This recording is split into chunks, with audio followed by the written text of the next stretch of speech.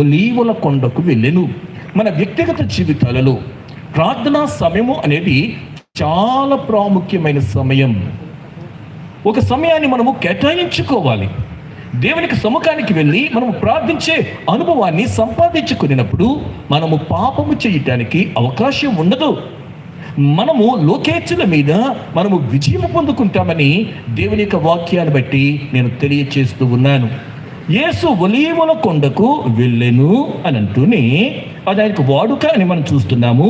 8వ వచనానికి వస్తే, తెల్లవారగానే యేసు తిరిగి దేవాలయములోనికి రాగా అని ఉంది. యేసయ్య ఎలాగో కాలము గడుపుతూ ఉండేవారు అని అంటే, ప్రియులరా, మనం చూస్తూ ఉంటాము కదా, యేసయ్య ఎలాగో కాలం గడుపుతూ ఉండేవారు. రాత్రంతా కూడా ఒలీవల కొండను ఆయన ఉండేవారు. ఉదయకాలం అయ్యేటప్పటికి దేవాలయానికి వచ్చేవారు.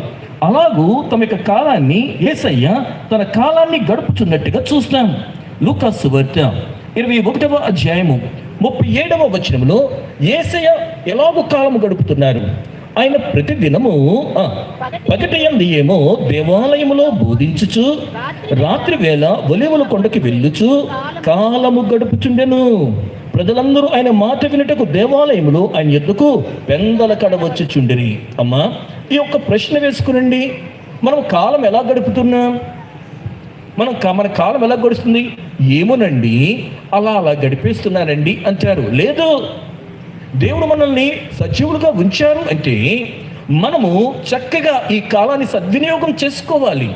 కాలమును సద్వినియోగం చేసుకున్న వారు జ్ఞానుల జాబితాలోనికి ఎక్కుతారు. అజ్ఞానులు కాల విలువ తెలియదు, కాలాన్ని పాడు చేసుకుంటారు. నా యేసయ్య యొక్క అడుగు జాడలలో మనం నడిస్తే ఆయన పరిశుద్ధుడై ఉన్నలాగున మనమును పరిశుద్ధులం అవుతాం. ఒకటి, ఒలీవల కొండకు వెళ్ళాలి. రెండవది, ఉదయం అయ్యేటప్పటికి ఆయన ఎక్కడికి వచ్చారు? దేవాలయంలోనికి తిరిగి రాగా అని ఉంది. ఇది మనకేమి తెలియచేస్తుందంటే సహవాసాన్ని తెలియచేస్తూ ఉంది. ఒక చక్కని సహవాసాన్ని మనం ఎన్నుకోవాలి, ఎంపిక చేసుకోవాలి. మనం ఆత్మీయంగా వృద్ధి చెందాలి అంటే, ఆత్మీయంగా ఆశీర్వదింపబడాలంటే మనము మంచి సహవాసాన్ని ఎన్నుకోవాలని తెలియచేస్తూ ఉన్నాను.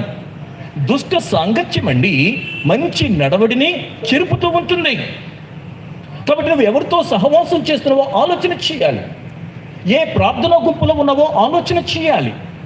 మనము మన యొక్క సంఘములో ఉంటున్నప్పుడు, సంఘంలో ఉంటున్న ఒక చక్కని ప్రార్థనా గుంపుతో, సాక్ష్యం ఇచ్చేవారితో మనము స్నేహం చేస్తున్నప్పుడు, సహవాసం చేస్తూ ఉన్నప్పుడు మనం వృద్ధి చెందడానికి అవకాశం ఉందని తెలియచేస్తూ ఉన్నాను. కొన్ని సందర్భాలలో నుండి మనము బలహీనము కాబట్టి ఆత్మీయ కొన్ని సందర్భాల్లో దిగజారిపోవడానికి అవకాశం ఉంటుంది. అలాంటి సమయంలో ఇతరులు మనల్ని ప్రోత్సహించేటట్టుగా ఒక చక్కని సంఘానికి మనము అంటు కట్టబడి చక్కని నాయకత్వం కింద ఉంటూ మనము ఆశీర్వదింపబడాలని దేవుని యొక్క వాక్యాన్ని బట్టి నేను తెలియచేస్తూ ఉన్నాను. దేవునికి స్తోత్రం చెల్లించండి. మొదటి విషయము ఒలీవల కొండ.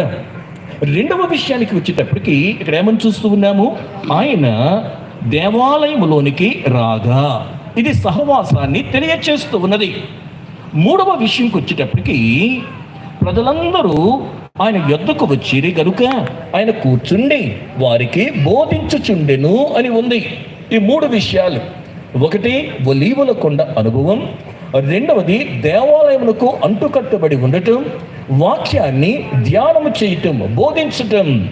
మన వ్యక్తిగత జీవితాలలో వాక్యానికి మనం ఎటువంటి స్థానం ఇస్తున్నామో ఆలోచన చేయాలి. దేవుని యొక్క వాక్యాన్ని మన హృదయములో భద్రము చేసుకోవాలి. పరిశుద్ధతతో మనం ఉండాలి అంటే, నేను నీ ఎదుట పాపము చేయకుండానట్లు నా హృదయములో నీ వాక్యమును ఉంచుకొని ఉన్నాను. దేవుని స్తోత్రం చెల్లించండి. కాబట్టి దేవుని యొక్క వాక్యాన్ని పదే పదే చదవాలి.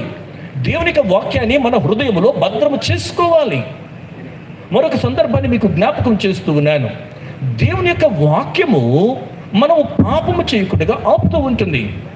యవ్వనులు దేని చేత తమ నడతను శుద్ధిపరచుకుందరు?